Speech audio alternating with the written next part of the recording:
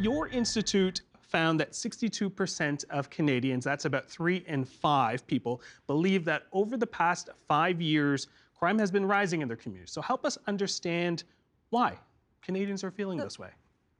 I think the first thing to do is look at the what, and then let's chat about the why. That nearly 2/3 of Canadians who say, I feel like crime is rising in my community, represents double the number who felt that way a dozen years ago. So this is a question we've been asking and tracking for a really long time. But what is quite stark is back in 2014, so just about 12 years ago, the number of people who felt that way was only 30%. It's now 62%. So you have there's a couple of things going on, right? But this is a perceptive question, Jeyan. So do you feel less safe in your community? And you've got 2/3 saying, yes, I do feel less safe. Now we've got to unpack some of the why, like you mentioned. Well, some of this does have to do in a lot of communities with real perceptions of, call it, more disorder on the street, whether it's unhoused communities, whether it's the opioid crisis, whether it's a mental health, whether it's a combination of that plus the mental health crisis. I get the sense that Canadians are telling us that they're seeing more visible results of people just not doing so well in front of them on the streets in their communities, and that speaks to a sense of a lack of safety.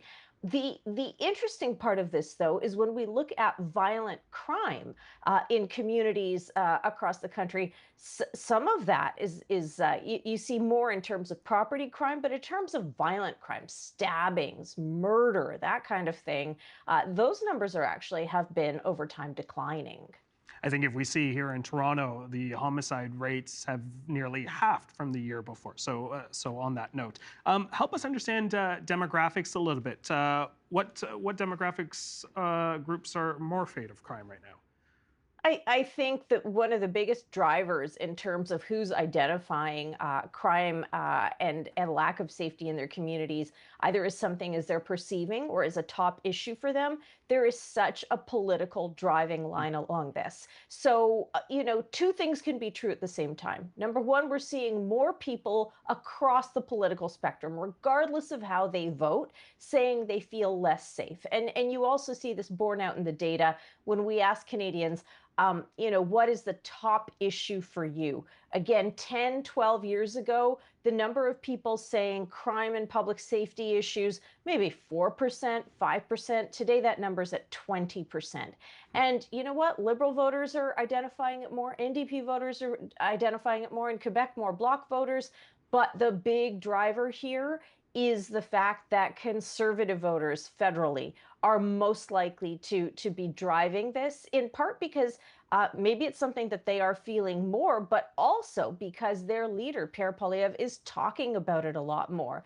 And Jeyan, I would also say that ideologically, what's really interesting about crime and public safety issues, maybe unlike economic issues or social issues or identity politics issues, crime and public safety tends to be a little bit less ideologically sensitive. So you can be someone who leans left on a lot of issues, but still maybe doesn't feel that safe when you leave your house at night, walking alone in your neighborhood or your community, which is another measure or metric we've been tracking over time, and are also noticing more people saying they don't really feel that safe in their neighborhood after dark. Well, That's a big change. Well, I want to talk about that, just in the results in itself, but also the question. This is a question that I remember in high school. One of my teachers talking to us about, when you are walking home by yourself at night, what to prepare for. It's kind of this idea that we have to be on edge. I'm just curious, not just the results on itself, but why that question? Why is that a question that we're asking when we talk about sort of crime and feeling safe? Again, it's an important way to measure. Now, I think if I'm interpreting what you're saying correctly, you're sort of challenging the notion of why put that seed in people's heads, or why ask that question so they're thinking about it that way. The thing is, we ask all kinds of questions about all kinds of things. Maybe they're thinking about it, maybe they're not. And it's not the first question we ask in a survey so that, we're prompting them to go right there. There are lots of questions you ask about, how you feel living in your neighborhood, what your own sense of overall, security is. Are you someone who takes more precautions, or are you somebody who takes more risks? You asked about demography.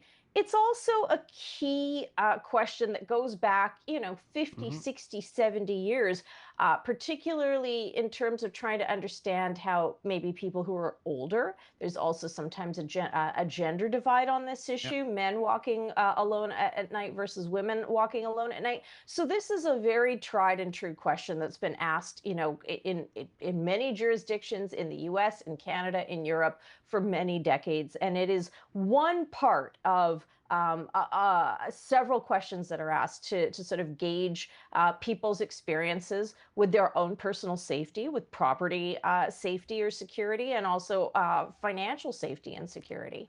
One of the other focuses from your data was looking at shoplifting and retail workers. This is over the past year, Canadians have seen plenty of videos, and these might be isolated, but help us understand, what did the report find?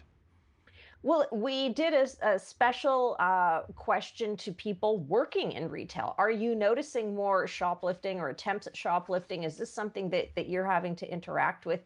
It absolutely is, more than in the past. And certainly that tracks with what we hear about a rising cost of living, higher food prices, price inflation on all sorts of things, and the kinds of measures that you see when you walk into the drugstore now. The the razor blade, like not the razor blades, but the shaving razors are behind plastic or plexiglass. All kinds of things that you used to just be able to take off of a shelf are behind plexiglass now, and that is in part because people who work in retail are noticing more loss or attempt at loss, and companies, these retail chains are saying to retail workers, look, your safety is not worth the risk of theft. So there are other ways and other measures to deal with this, but it's something that retail workers themselves are identifying.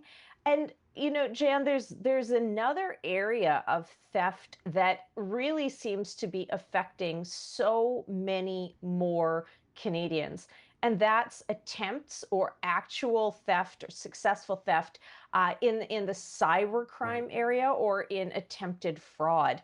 And who among us now has not noticed either an attempt at somebody trying to send a fishy link or try and get your money that way, whether it's via a third party platform like PayPal fraud, and I'm not just calling out PayPal, all kinds of frauds related to that, or directly as a result of fishy charges on your Visa card or through your bank statement, going, "Hey, I didn't pay for that," having to get Right. on the phone to the bank or to your credit card company and unpack that. We're 4 in 5 Canadians, 80% say that this is something that they are noticing. And to tie it back into perceptions of crime in your neighborhood, 40, 50 years ago, the equivalent to that, even 30 years ago, was someone trying to mug you, confronting you on the street and demanding your wallet.